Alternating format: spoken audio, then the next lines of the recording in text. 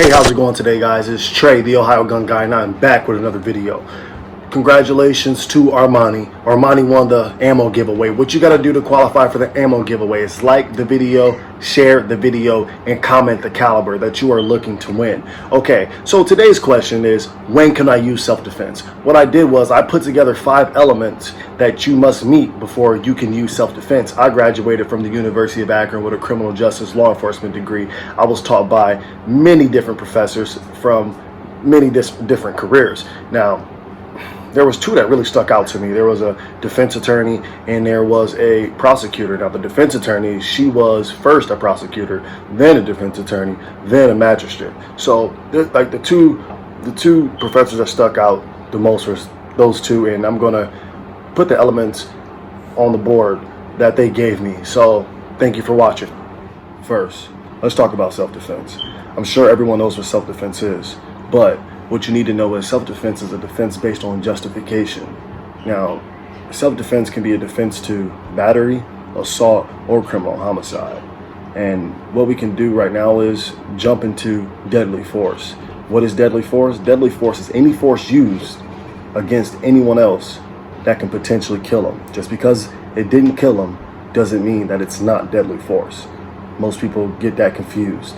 And examples can be a gun, using a gun on someone, using a knife, using a vehicle, or even your bare hands, depending on the size and disparity of the 2 victims. Now we're about to dive into the 5 elements. This is not in any order.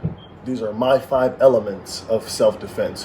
When can you use self-defense? This is my 5 elements. Make sure that they meet these requirements and you should be fine. First, belief of danger. You have to actually believe that your life is in danger. If you don't believe your life is in danger, you cannot use deadly force. You cannot use deadly force. And if you do, and they prove that you didn't believe that your life was in danger, let's just say it's not going to end well for you. Now, let's move on to the second one. Imminence. Imminency is really an important element of self-defense. Like, it's extremely important. It is vital. Like, it has to be happening right now, like literally right now, or about to happen in a few seconds. It can't be used to stop a future attack. So here's an example. You get cut off. He get out of the car, pull a gun out, or come at your car with a knife. Now, that's happening right now.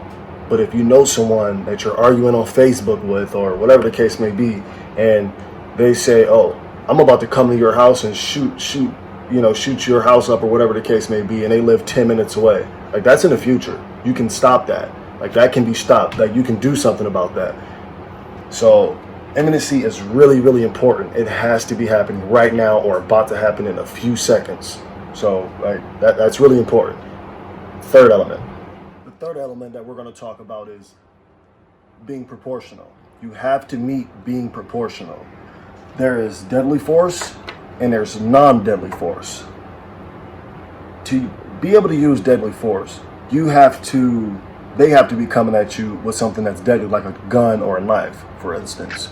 If they're coming at you with, I don't know, a shoebox, and you pull out a knife or a gun, that is now deadly. That is now you using deadly force versus their non-deadly force. And that non-deadly force is a lesser degree of force. And you right now are not meeting that element of self-defense. You're not meeting it. It is disproportional. And at this point, you're acting unlawfully. And again, that is not good. So always try to stay proportional, especially when you're looking to use deadly force to defend yourself, your family, or someone else. Let's go to the fourth. The fourth element that we're going to talk about is it being unprovoked. You can't be the person that initiated. You have to be innocent. You have to be the innocent person. You can't be the initiator. You can't be the initial aggressor. That's basically what that means. You can't be the one that starts the issue. You can't be the one that starts the fight. It has to be unprovoked. You cannot provoke this problem that's happening. So let's give an example. Someone, you can't, like, I don't know, call someone a crazy name and they just get really pissed off and they do something. I mean, at that point, you kind of provoked it, you kind of had it coming, or you can't just walk up to someone, push them, and they pull out a gun. I mean, you sort of provoke that. I mean, it's not right. At that point, they're using disproportionate level of force, but you still sort of provoke that. They can make that argument. So it's best to just not provoke it at all, at any way, at any level, just to be in the clear. Because these prosecutors study law, and they have a way of getting who they want. They can get you if they want to. Now let's go to the last element of self-defense is duty to retreat. Now, before using deadly force, you have this duty to retreat, and they want you to understand that taking someone's life or injuring them using deadly forces, like, they want you to use that as a last resort. That's not something that you should just want to do, to be completely honest. They don't want you to just go around shooting people or stabbing people or whatever the case may be. It has to be last resort. So, duty to retreat. If you're at a grocery store, something happens, they want you to get in the car, go home. Like, they want you to try to retreat, try to leave that situation, avoid it if possible. If you're cornered in and you can't avoid it, then yeah, you have to do what you have to do, but avoid it if possible. Now, here in Ohio, we have the castle doctrine. We don't have stand your ground, and I can go over the biggest difference between those two. The next slide, I'm gonna just go over the biggest difference between castle doctrine and stand your ground. And stand your ground is how George Zimmerman got off. That's what most people say, that he got off due to stand your ground. They don't have castle doctrine over there. So we're going to go over the biggest difference between castle doctrine and stand your ground next. Okay, castle doctrine and stand your ground. Castle doctrine, like here in Ohio, that's what we have here. We adopted the castle doctrine. So no duty to retreat before using deadly force if you are in your home, yard, and some states even included like your car in your place of work.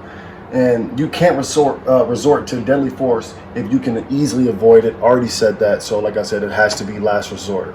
Okay, stand your ground. No duty to retreat before using deadly force again.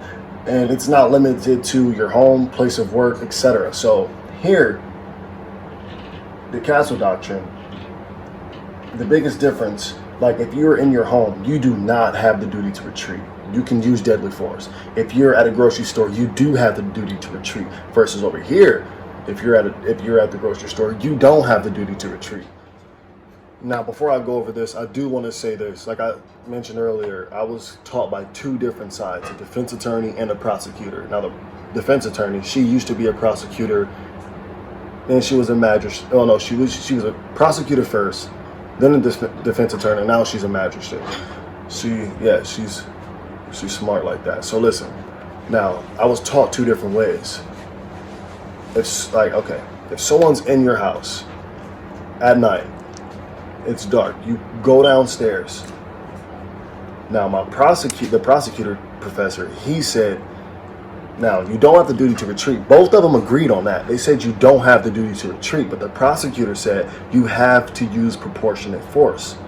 Now the defense attorney said, if someone's in your home and they are not allowed to be in your home, you have every right to believe that they are there to do you harm, to cause harm to you or your family.